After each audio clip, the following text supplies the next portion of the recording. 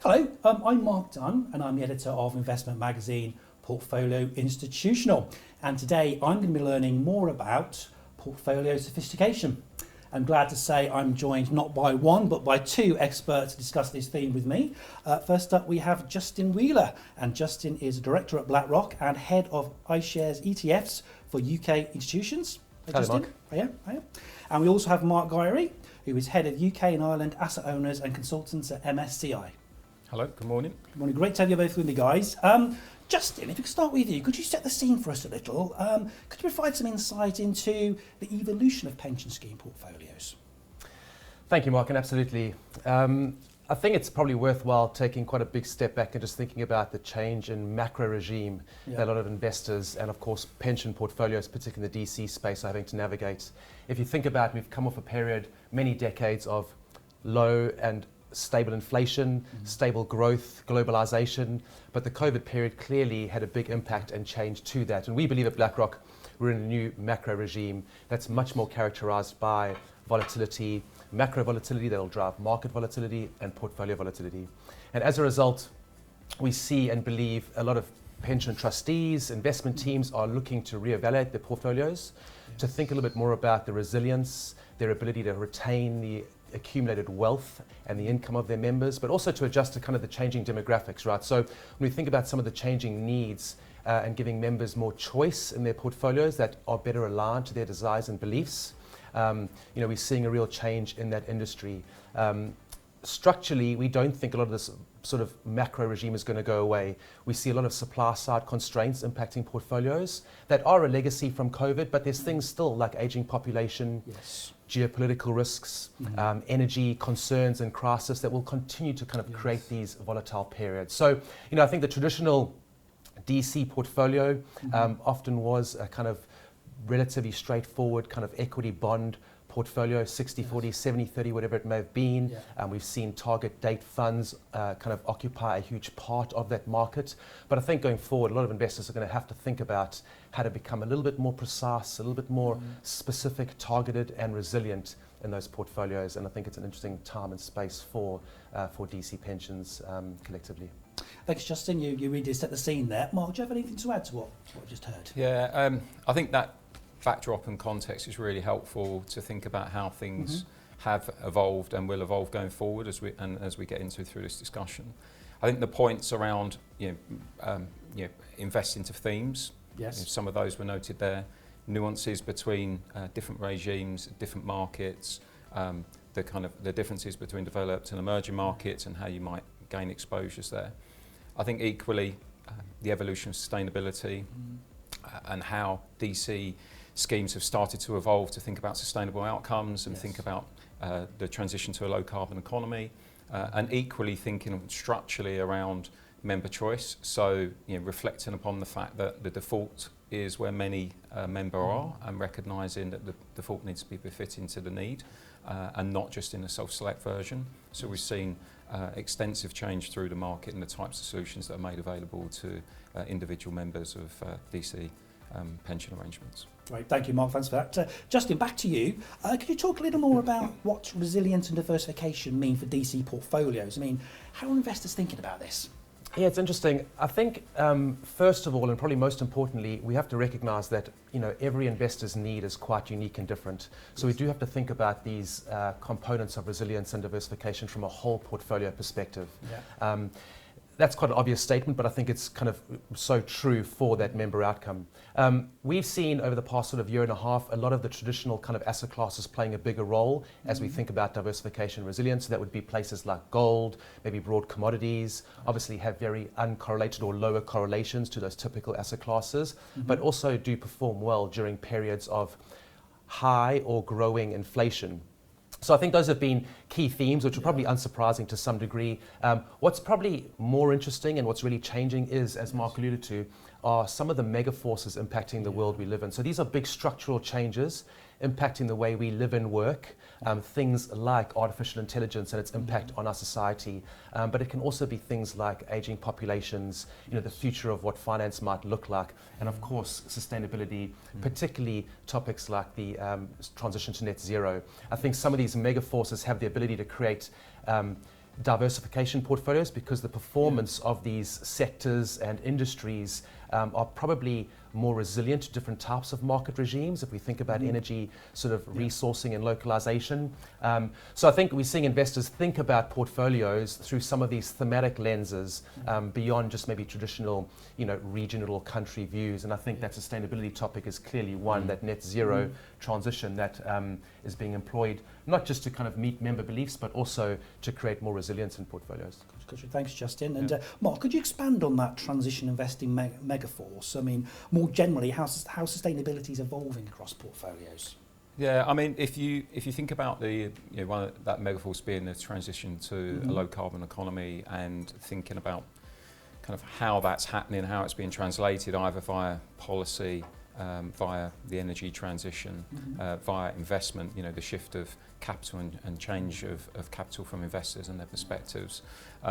That really means that there's a kind of allude to by Justin there in terms of how some of the things are playing out, particularly around consideration to the speed of that transition, the regionalisation of that transition. In fact, certain factors that were from a kind of standard kind of macroeconomic perspective might not have impacted some regions, possibly will from a transition to a low carbon economy perspective.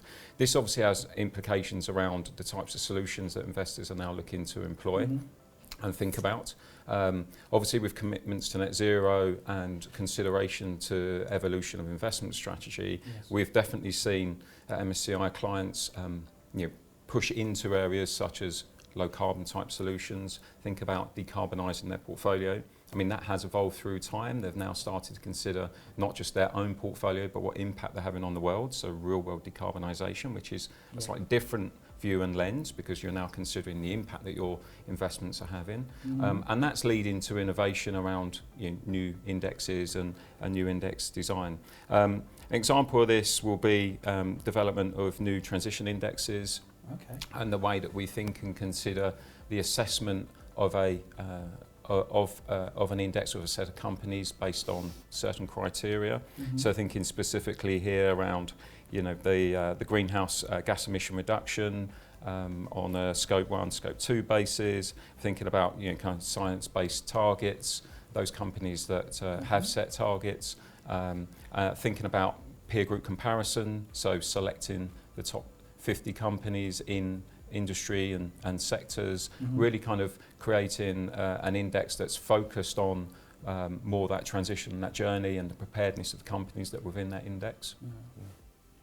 Thanks, Mark. If you could stick with you a moment, public and private assets tend to be talked about separately in our industry, and therefore reporting on these asset classes can appear a bit complex sometimes. I mean, can you talk about how, when you're working with pension schemes, how do you analyse the data?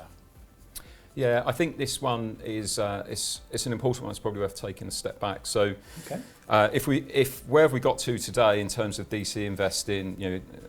Justin alluded to this in terms of what was the typical 60-40 type portfolio in listed assets, and there's been consideration to private assets. We've seen recently the Mansion House Compact and commitment from providers to create opportunities for investors to invest in DC. There are certain aspects to that, to invest in private assets, in DC. There are certain aspects to that. So there's a cost consideration. As a market, we've had a real press down on costs to try and add value through input costs. Personally, when I think about my own outcome and think about in however many years' time in terms of retirement coming towards the end of my journey, I want to be looking at the value that I've accumulated as opposed to the cost that I paid as an input. Cost is obviously important, but I don't want to miss out on opportunities.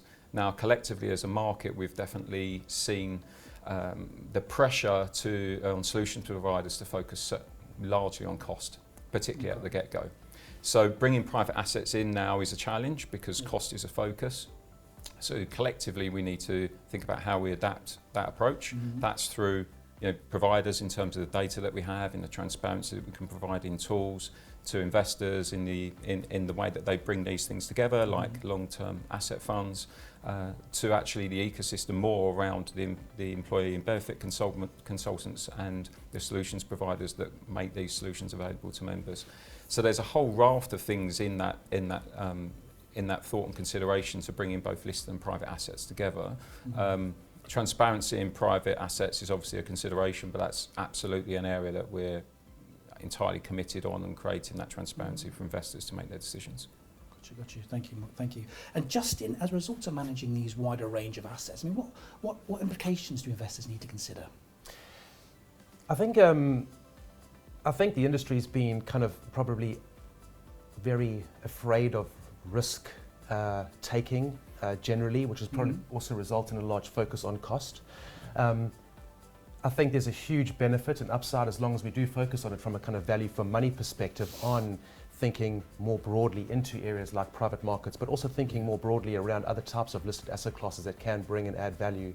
And that can be a variety of different types of strategies. It does mean, however, that we do have to be more mindful of what the cost implications are, the member outcomes are. And I think really importantly, to Mark's points, is we've got to get the industry to buy into this. Yeah. Because I think one of the biggest challenges is that I think there's a lot of agreement, but it's difficult to get many of the participants in the industry to kind of cohesively move in the right direction for the end member. I alluded to kind of member choice growing as well. That can be through self-select, but I think that'll grow as well in the sort of DC default world. We're seeing discussions around the kind of premium DC default that does include things like unlisted private markets. But it is going to kind of take a real task force to kind of drive that industry forward, because of constraints like data, because of kind of inherent operational implications that the industry can be restricted and constrained by at times. So I think we do need to kind of try to break down some of the inertias that exist today, and kind of really drive change. And a lot of that will be beyond just the portfolio sophistication, because it does need operational implications as well. It needs the regulatory environment to be supportive, and the kind of industry as a whole to sort of move cohesively forward. So I think there's lots of challenges, but at least at a minimum, I feel like there was a lot of good discussion in the industry today that is directionally moving in the right place. So I think we'll see a few bumps along the road, but I think collectively we're moving in the right direction. Thank you. So where do ETFs come into this? I mean, have you changed your views on any of these strategies? Yeah, well, ETFs typically, I think first of all, actually, just to sort of come back a bit, I think indexing has and will certainly continue to be a huge component of DC portfolios for the kind of cost implications we've discussed. They've continued to really play a crucial role as the core building blocks of portfolios. Obviously, ETFs deliver that indexing transparency, enhanced liquidity relative to typical index funds. But I think one of the key pieces where the ETF can play a role is the breadth of platform. If we think about portfolio sophistication, that term can mean many things, but if we think about that more specific portfolio, a more resilient, diverse portfolio, however investors look to structure that, ETFs, the breadth of our platforms, can really allow investors to implement those views. I think specifically a few examples. I mean, if I think about some of the big defaults we've worked with over the last year and a half, very basic examples, so being far more positioned at the short end of fixed income curves to kind of capture that sort of higher yield in an inverse a yield environment, without the duration risk. We've seen investors become much more focused on that front end of the curve. We've seen investors look at innovative ETFs such as kind of equity protection strategies or buffer ETFs, and these types of strategies where you can try to look to minimize some of the downside in equity markets. We see a lot of investors wanting to stay invested in the US, but concerned about things like the Magnificent Seven. So how do we help create strategies that protect for some of these environments? We've also seen, if we think about decumulation, for example, term fixed income maturity ETFs to build bond ladders, again, through sort of cheap indexing, transparent building blocks. So just a few examples of where that's played out. Maybe a final one is to really kind of make the point. We had a lot of discussions over the past sort of 2 years with clients who were looking to become a little bit more overweight to markets like Europe. At the time China was reopening, there were strong fundamentals. If you did that, you often missed out on that strong Magnificent Seven rally because you were underweight growth, you were underweight tech. ETFs can really help close those portfolio gaps. If you just kind of thought about those portfolio allocations, you didn't intend to be underweight growth or technology, but it was a result of being kind of overweight a region. And so I think that portfolio completion, the liquidity, the breadth of platform will certainly help clients be more nimble, be more precise in their portfolios, and I think create a bit more of that resilience that investment teams need to be mindful of in this new kind of macro regime. Gotcha. Thanks, Justin. Final question now, guys. What innovations are you expecting to see emerging in DC in the next 3 to 5 years? Mark, can we start with yourself? Yeah, sure. Look, Justin touched on a number of them there, really thinking, contextualising where the market will go. I think we're going to see more of the same. I think, but just a bit more granular, a bit more sophistication. Terms such as biodiversity, natural capital, carbon markets, all seem relatively new now. In a number of years, I don't think they will. I think they'll be relatively commonplace in the way that investors are starting to implement some of those solutions into their default and or self-select versions. Areas noted by Justin, which I think would be perhaps newer innovations, would be part of that decumulation phase. So yes, we're very familiar with investors taking cash and taking an annuity, or with pension freedoms being able to participate in drawdown type solutions. But alluded to there by Justin is some of those protection type strategies, or being able to engage in market upside but with some protection on the downside, and seeing growing sophistication around how investors as a retiree and still being able to be actively exposed in the market, so kind of benefiting from that. I think that would be an area that we'll see if it's sort of part of the increase in change in decumulation space.